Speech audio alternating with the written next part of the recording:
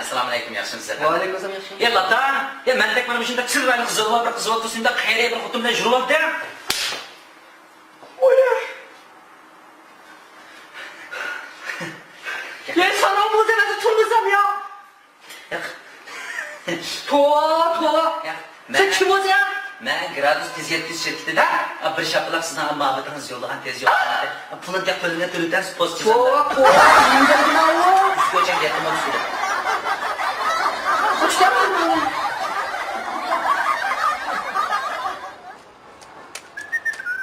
Oy, assalamualaikum. Kenapa yaxshimi?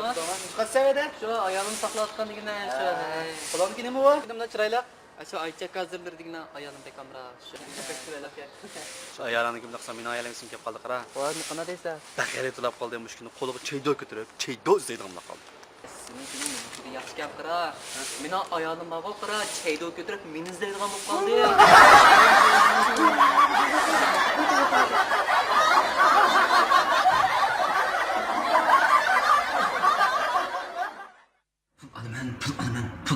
Pul alaman.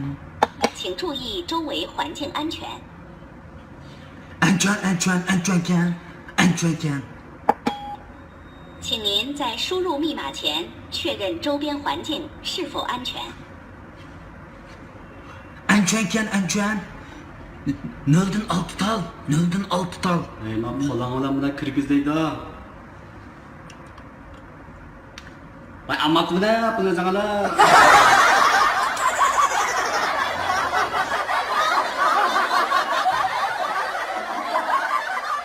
Doğralaydı bu.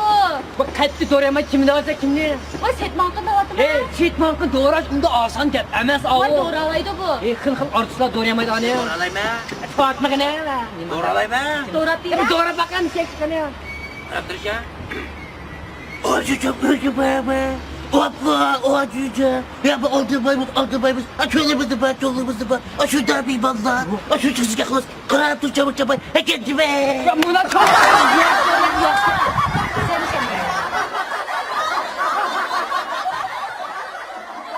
Oy, nimiken ba? Bak köpek yapamaz. Oyak gömülen nimiken ba? Köpek bir konusu varsa.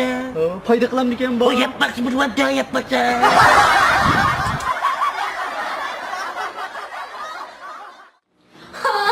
Adam gidip boğandı. Kıtır elinde ülen geçip kalkarsa yaşlı oldu. Tural kıvılalı cuma Vay ya. Ben korkamayım ben. Nasıl da yaş gülme. Kıtır adamcımızla ama yaş vaktinde tuyalı kıvılalı. Tuyalı kaldıkken bir kastomurum ceko kaldıkken yol dışarıma bir kastomurum da ben alı cuma oldu. Vay sizden ilgisi o kadar kılama.